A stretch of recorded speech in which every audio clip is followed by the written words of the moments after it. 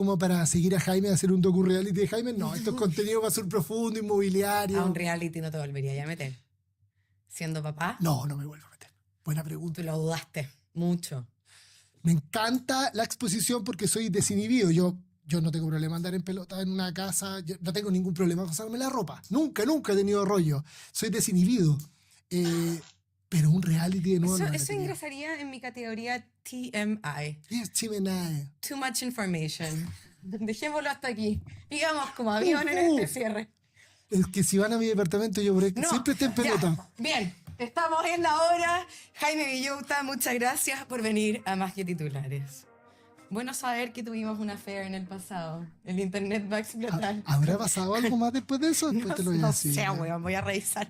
Me voy a meter a MySpace, yo creo. Muchísimas gracias por la entrevista. Eres seca, la dama de hierro de los podcasts. Hay que prepararse para venir para acá. Un gran honor. Y para los que vienen, para el próximo que viene... No sabemos quién es. No sé, yo sé. No Ojalá estamos le vaya seguros. bien. No estamos seguros. Ok. Muchas gracias. Lo vamos a dejar ahí. Muchas gracias. Hasta luego. Y a los que llegaron hasta acá, muchas gracias por su sintonía, por su compañía. Recuerden dejarme en los comentarios a quién les gustaría que entreviste a continuación. Y recuerden suscribirse en todas las plataformas para estar al día con todos los capítulos de Más que Titulares. Nos vemos la próxima semana. Chao, chao. What do you need? Welcome to the Listening Straight. Podcast. Hey, English learners, this is Connor, and you're listening to episode 273 of the Listening Time Podcast. I hope you're doing great. I hope you're ready to practice your English listening comprehension today. In this episode, I'm gonna continue talking about my trip to Greece. Last time, I talked about a few of the places that we went to, and today I'll try to talk about all of the other places. I'll try to fit all of that into this episode. I'll talk about the highlight of our Greece trip, like the most interesting, memorable place that we went to as well. So I hope you're ready. Remember that if you want my help to understand native speakers when they speak fast, much faster than in this episode, then make sure to sign up for my training so you can get my help to do that. That link is down below. Also, if you want my US Conversations podcast, in which I talk to other English teachers from around the US about different topics, you can click on the link down below to sign up for that, to start practicing listening to more than one person talking. This is an essential skill. You'll need to develop it. It's the next step for you. So that link is down below. All right, let me talk about the rest of my Greece trip. So after we left that old fortress, the old ruins on top of that hill that I mentioned in the last episode, we continued our drive down the coast of the Peloponnese. This part of the drive was one of the most beautiful parts. We were on the coast, we were driving along the water with really incredible views, and it was unforgettable. I really enjoyed this part of the road trip, and we stopped in a small town called Tiros, and we took a little break from driving, and this was a cool experience because we went to a dessert shop, and I had my first opportunity to speak Greek to someone who spoke zero English. Up until that point, the Greek I spoke probably wasn't very necessary because the people I had said things to in Greek were probably able to communicate in English. But this dessert shop owner definitely could not communicate in English. So it was a very cool experience to actually use the language when it was necessary. This is much funner than when you just speak it even though it's not necessary. So I talked a little bit to the dessert shop owner. I couldn't say a ton because I don't speak Greek well, but I was able to interact with him. He even gave us something for free. He was really nice. It was a great cultural experience for me. So that was one of the highlights of the cultural part, the interaction part, like speaking in Greek. So that was fun. And maybe in the next episode, I'll talk a little bit more about the language aspect of this trip. So that was cool. And then we drove from there along the beautiful coast to the small town of Leonidio, which was our next destination where we actually spent the night. This is not a well-known town. Practically nobody outside of Greece knows this town or has heard of it, unless maybe if you're a rock climber, because there is a huge rock above this town. It's really impressive, really beautiful. It creates a really beautiful landscape, and people come from different countries to climb this rock. So that's what it is famous for. But if you're not a rock climber, I'm almost positive that you have never heard of this small town. In fact, we weren't originally going to stay here, but I had changed the itinerary and I wanted to find a place to stay between two destinations where we were going to stay. And I saw this small town on the map, and some people recommended that it could be a good place to stay. And so I decided to book a hotel for one night here.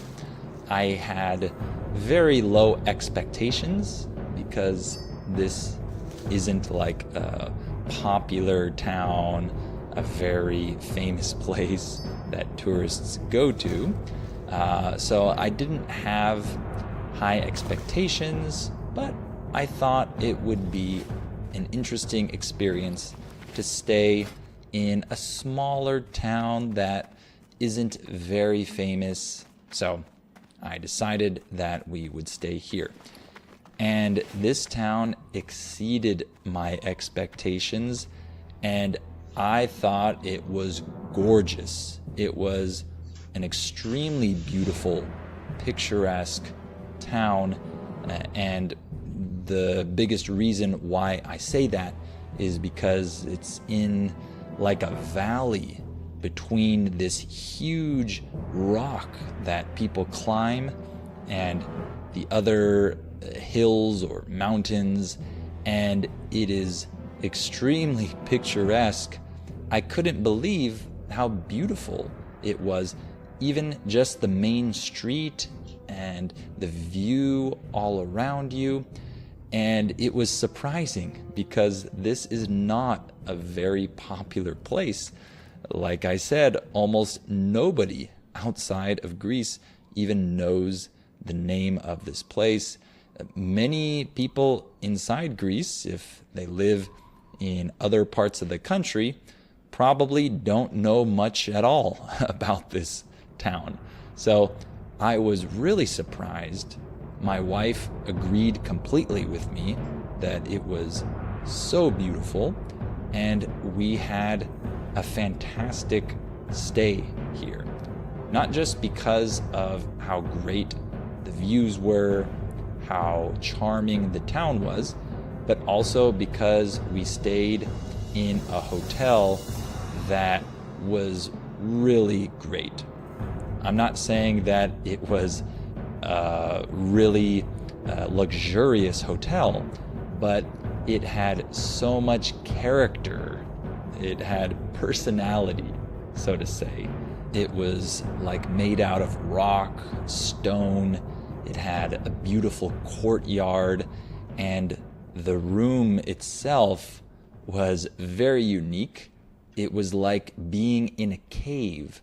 My son was super excited to sleep in this hotel because it's like you're in this rocky cave, and the service was great and the breakfast was incredible.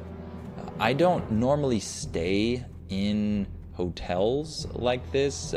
In the US, this type of hotel would cost a lot more, at least here in California. So I don't really get to experience hotel breakfasts a lot. So I don't have much experience, but from my little experience staying in hotels with breakfast, this was the best breakfast I've ever seen at a hotel, with local products, really delicious fruit, amazing. So even though this was the least popular place that we stayed at, it was not even in our original plans. We absolutely loved Leonidio, and I would highly recommend taking a road trip like we did and adding this town to your itinerary. It's not right on the water, so it was a little bit different from our other stays, our other destinations where we stayed, but it was a different type of beautiful scenery, and we really liked it. So that was one place where we stayed. The next day, we drove through the mountains. We drove through a different type of terrain, and we headed south. It was really, really cool to drive through the mountains. There were very striking views along the way. We drove along the edge of the mountain that overlooked the huge valley with these tall mountains all around. It was a different type of experience from driving on the coast of Greece, but it was so cool. This was a really amazing experience and a highlight of the road trip, to see the mountainous part of the country, see the mountainous type of trees and forest. It was super cool. We stopped in a very small town called Kosmas, which has a really cute little center where you can take a break on your road trip, drink a coffee.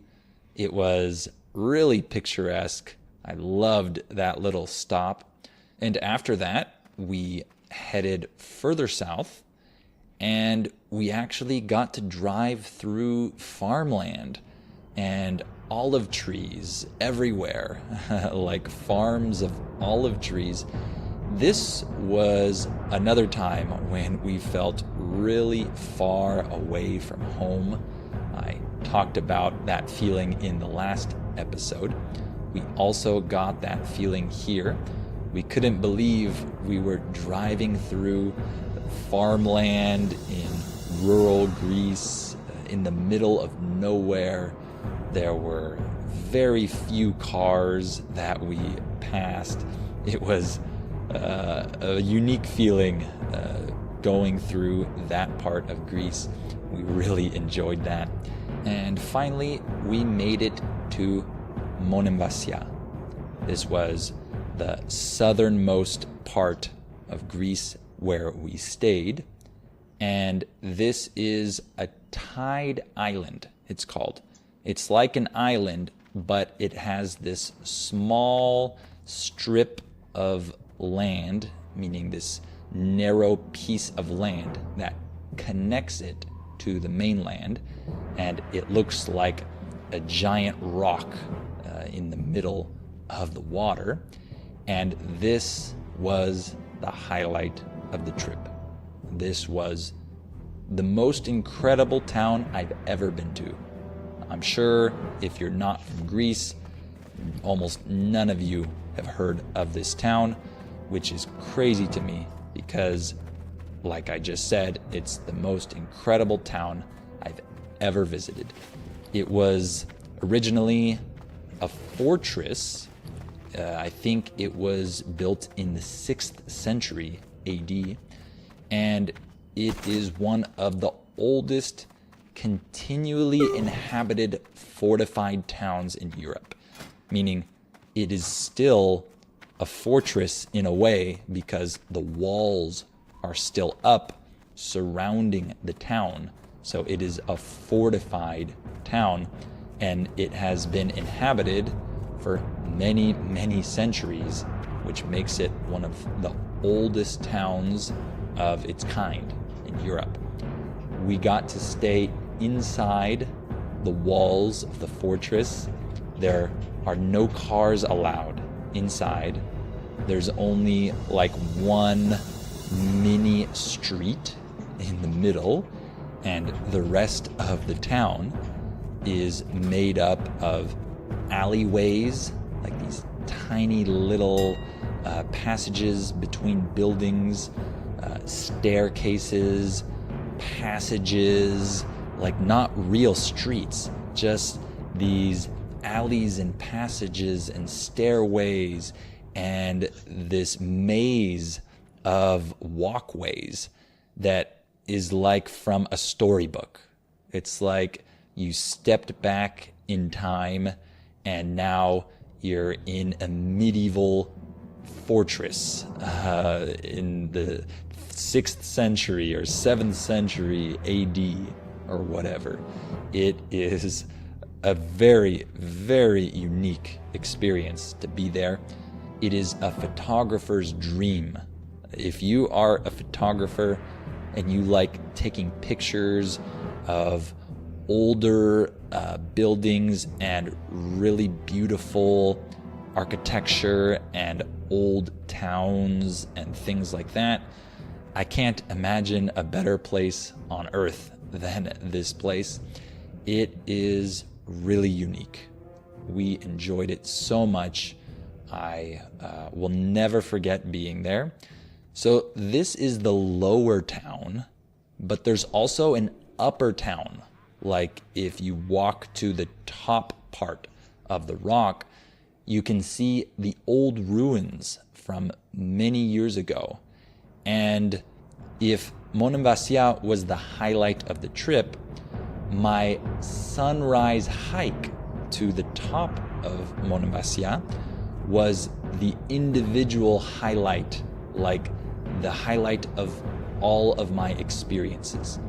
This was a really, really amazing experience to go to the top of Monemvasia at the crack of dawn, meaning like before the sun is up. I walked by myself through the empty town. There was nobody outside, and I walked all the way up the stairs to the top, and I was able to watch the sunrise over the sea from the top of this rock. And to be honest, this was one of my top 2 most amazing travel experiences I've ever had. The other one being Machu Picchu, being there and overlooking Machu Picchu below me. That was the other one. Besides that, this was the other most amazing experience I've had while traveling. It might not sound like much, but I was the only person there. It was literally just me on top of this ancient fortress, watching the sun rise over the water, and literally there was not a single person. It was just me in complete peaceful silence, just the sound of the water. It was an experience like no other. I'll just leave it at that, meaning I'll stop talking about it there. It was so cool. I went up again a second time with my family later that same day. So I did a lot of walking upstairs that day. It was great to take them up there as well. It's not the same as when you go for a sunrise hike. For me, that is definitely the best time to go to watch the sunrise over the water. But it was awesome to go up again with my family, and we just absolutely loved this town. I also got to talk to one of the locals for a while. It was at a dress shop. My wife was trying on dresses, and I was talking to the owner, and it was nice to talk to a local for a while, mostly in English, but a tiny bit in Greek, and just hear a little bit from a local's perspective. So that was a great exchange, and we had amazing food in this town. So Athens has a lot of cool things. It's a cool city, but it just wasn't the same as being in these incredible small towns that we went to throughout the rest of the trip. That's what we prefer. And so that's why I say it was our least favorite part of the trip.